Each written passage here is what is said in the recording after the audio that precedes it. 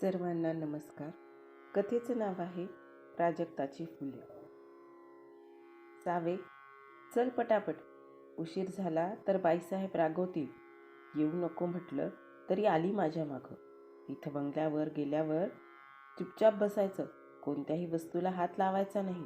सगळ्या महागड्या वस्तू असतात तिथं. ओढून ठेवशील एखादं काही आणि मला बोलणे बसतील. इथं जीवाला एक एक पैसा कमी पडतोय. नसता भुर्दंड व्हायचा नाही तर. तुझ्या बापाला आहे का काही घेणं देणं?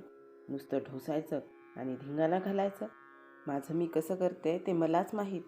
विमला आपल्या मुलीला, सावीला पखुटीला धरून अक्षरशः ओढत नेत होती.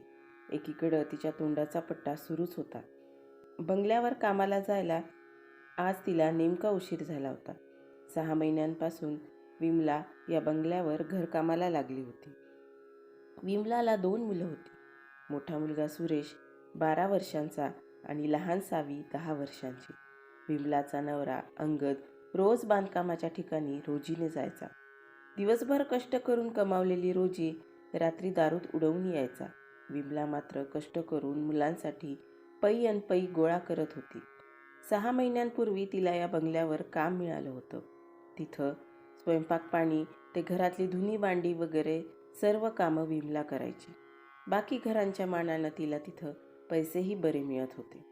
सावी आपल्या आईनं बंगल्याबद्दल आणि तिथल्या लोकांबद्दल सांगितलेल्या गोष्टी आठवत होती. विमला तिला नेहमी सांगायची, साहेब कडक शिस्तीचे आहेत, पण बाईसाहेब मात्र खूप चांगले आहेत. त्यांची 2 मुलं, छोटे मालक आणि छोट्या मालकीनबाई, मोठ्या शाळेत शिकायला जातात. बंगल्यात असं आहे तसं आहे, इतक्या गाड्या, तितकं हे इतकं ते वगैरे. विमला बंगल्यातल्या लोकांविषयी, बंगल्याविषयी अगदी भरभरून बोलायची. अजून एका गोष्टीविषयी विमला अगदी भरभरून बोलायची, ती गोष्ट म्हणजे पारिजातकाची फुलं. सावीला विमलाच्या या गोष्टी खूप आवडायच्या. तिच्या याच गोष्टी ऐकून बंगला आणि बंगल्यातल्या माणसांविषयी तिच्या मनात कुतूहल जागं झालं होतं. या सर्व गोष्टींपेक्षा तिला पारिजातकाची फुलं बघायची होती. विमला तिला नेहमी म्हणायची, अगं सावे, काय ती प्राजक्ताची फुलं, अशी मस्त पांढरी पांढरी आणि त्याचं ते नाजूक केशरी देठ. बागेत तिकडं झाडाखाली ना त्याचा रोजच सडा पडतो बघ. आपल्या आईचं हे बोलणं ऐकून ती आज मुद्दाम आईच्या मागं लागून बंगल्यावर आली होती. फाटक उघडून दोघी आत आल्या. सावी भिरभिरत्या नजरेनं सगळीकडे बघत होती. बंगल्याच्या बाहेर छानपैकी बाग होती. त्या बागेत निरनिळ्या रंगांची फुलझाडं होती. तेवढ्यात तिचं लक्ष पारिजातकाच्या फुलांच्या सड्याकडे गेलं. पांढरा केशरी रंगांचा तो सडा आणि त्यासोबत त्या फुलांचा मंद सुगंध मनमोहून टाकणारा होता. पटकन जाऊन ती सगळी फुलं गोळा करावीत असं सावीला वाटलं. पण मघाचं विमलाचं बोलणं तिला आठवलं आणि आपल्या मनातल्या भावना तशाच दाबून ती विमलाच्या मागं बंगल्यात गेली. विमलाने सांगितला तसाच होता बंगला, भव्य दिव्य, जणू एखादा राजमहाल. बंगल्यातला श्रीमंती थाट पाहून मात्र सावीला आपली गरिबी अगदी तीव्रतेनं जाणवली. सावी तिथंच थिजल्यासारखी उभी राहिली. विमला, ही कोण ग? मालकीनबाईंनी आस्थेनं सावीची चौकशी केली. माझी लेक सावी, म्हणजे तिचं नाव सावित्री आहे, पण आम्ही तिला सावीच म्हणतो. वाटलं होतं सावित्रीबाईंसारखी चांगली शिकेल, पण दरिद्री आमची पाठ सोडती होय. मागच्या वर्षीपासून हिची शाळा बंद केली. पोरगं शिकून काहीतरी कमवल म्हणून त्याची शाळा सुरू ठेवली. तुमच्या घरी कामाला लागल्यापासून जरा 2 पैसे बाजूला पडत आहेत, ते पण नवऱ्यापासून लपून ठेवावे लागतात. विमला उद्विग्नपणे बोलत होती. आपल्या मुलांसाठी आपण काही करू शकत नाही याची सल तिच्या बोलण्यात अगदी स्पष्ट जाणवत होती. सावी, ये इकडं. मालकीनबाईंनी सावीच्या हातावर बुंदीचा लाडू ठेवला. सावीनं तो अर्धा तोडला आणि खाल्ला. उरलेला लाडू ती आपल्या फ्रॉकच्या एका कोपऱ्यात बांधला. हे काय ग सावी? मालकीनबाईंनी कुतूहलानं विचारलं. काकू, सूर्याभाऊ एकटाच आहे ना घरी, घरी गेले की त्याला देते हा लाडू, सावी घाबरत बोलली. काकू काय म्हणतेस ग? मालकीनबाई म्हण, नाहीतर बाईसाहेब म्हण, तिकडून विमला तिच्यावर ओरडली. अगं असू दे सावी, तू काकू म्हण हो, आणि तो लाडू पूर्ण खाऊन घे. तुझ्या भावासाठी मी दुसरा देते. मालकीनबाईचे शब्द ऐकून सावी आनंदली. काकू, तुमच्या बागेत जाऊन मी हा लाडू खाऊ का? सावीनं धिटाळीनं विचारलं. हो चालेल ग, झाडं आवडतात का तुला? चल आपण दोघीही बागेत जाऊ. मालकीनबाईंनी विमलाला स्वयंपाकाच्या सूचना दिल्या आणि सावीसोबत बागेत जायला निघाल्या. तितक्यात त्यांची मुलगी केतकी तेथे आली. केतकी, आपल्याकडं कोण आलंय बघ. मालकीनबाईंनी तिची ओळख करून देण्याचा प्रयत्न केला. What a rubbish. सावीच्या वयाचीच केतकी सावीकडे बघून वाकडं तोंड करून निघून गेली. सावीचा चेहरा मात्र एवढूसा झाला. गरिबी नावाचा चटका काय असतो त्याची जाण तिला 10व्या वर्षीच आली होती. केतकीचे इंग्रजी शब्द तिला कळले नव्हते, पण तिच्या चेहऱ्यावरचे तिरस्काराचे भाव तिनं टिपले होते. सावीला या गोष्टींची सवय होती, त्यामुळं फारसं मनाला लावून न घेता ती मालकीनबाईसोबत बागेत आली. मालकीनबाई बागेतल्या खुर्चीत बसल्या. सावी धावतच पारिजातकाच्या झाडाजवळ गेली. काकू, मी ही फुलं घेऊ का? सावीनं विचारलं. मालकीनबाईंनी होकार भरला तसं सावीनं खाली पडलेली सगळी फुलं फ्रॉकच्या झोळीत भरली आणि ती परत मालकीनबाईंजवळ गेली.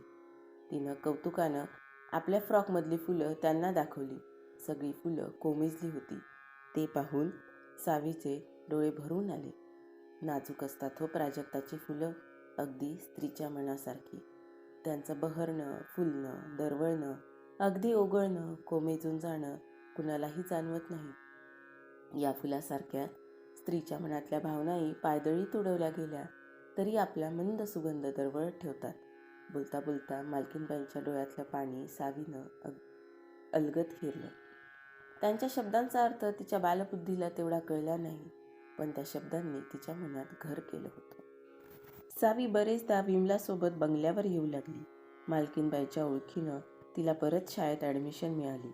मालकीनबाई तिला केतकीचे आडजुने कपडे, जुनी पुस्तकं देत. सावीची थांबलेली शिक्षणाची गाडी परत सुरू झाली होती. मालकीनबाईंना सावीचा लळा लागला होता. काही वर्षांनी साहेबांची बदली दुसऱ्या गावी झाली. विमलाचं बंगल्यावरचं काम बंद झालं. दिवस भराभर पुढं गेले. इकडं मालकीनबाईंची अवस्था अगदी प्राजक्तांच्या फुलासारखीच झाली. मुलं मोठी झाली, विदेशात शिकण्याच्या बहाण्याने गेली आणि तिकडंच स्थिरावली. काही काळानं साहेबांना देवाज्ञा झाली. मालकीनबाई इकडं एकट्या पडल्या. एक दिवस विदेशातून कार्तिक, त्यांचा मुलगा, आला आणि त्यांना एके ठिकाणी घेऊन गेला. पारिजात वृद्धाश्रम. मालकीनबाईंनी फाटकावरची पाटी वाचली आणि समजायचं ते समजून गेल्या. फाटक उघडून कार्तिकसोबत त्या आत आल्या. फाटकापासून इमारतीपर्यंत दुतर्फा पारिजातकाची झाडं होती आणि सोबतीला होता पारिजातकाच्या फुलांचा सडा. असंच झालंय ना आयुष्य या फुलांसारखं. लहान होते तेव्हा घरात बाबा म्हणतील ती पूर्व दिशा असायची. तेव्हा वाटायचं लग्न होऊन सासरी गेल्यावर तिथं तरी आपल्या मनासारखं होईल, पण सासरीही तसंच. सगळं यांच्या मनाप्रमाणेच होत गेलं. माझ्या मनाला, माझ्या भावनांना कुठेच किंमत नव्हती.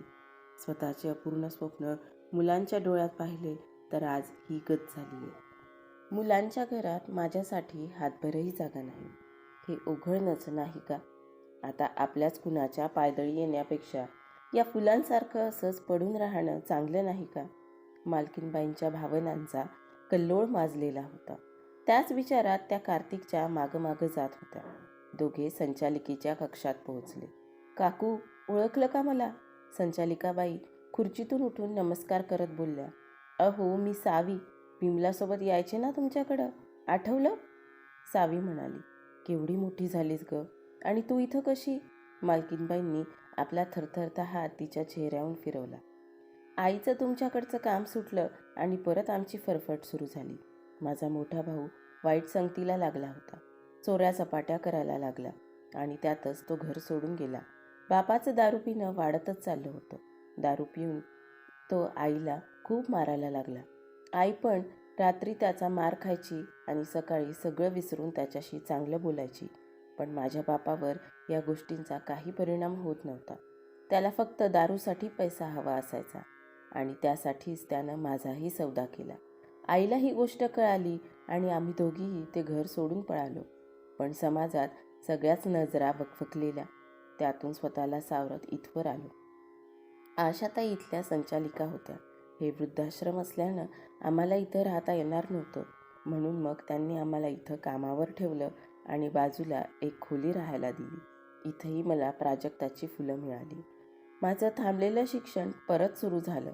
काही वर्षापूर्वी आशाताई देवाघरी गेल्या आणि जाण्यापूर्वी माझ्यावर ही पारिजातकाची जबाबदारी सोडून गेला. काकू, मी ना लवकरच एक महिलाश्रम सुरू करणार आहे. ओघळलेल्या, कोमेजलेल्या, चुरगळलेल्या आणि कुस्करलेल्या स्त्रियांना आणि त्यांच्या पारिजातकासारख्या नाजूक मनाला परत फुलवण्यासाठी, रुजवण्यासाठी. सावी बोलत होती. मालकीनबाईंच्या डोळ्यातून मात्र अश्रू ओघळत नव्हते. ओघळत होती ती प्राजक्ताची फुले.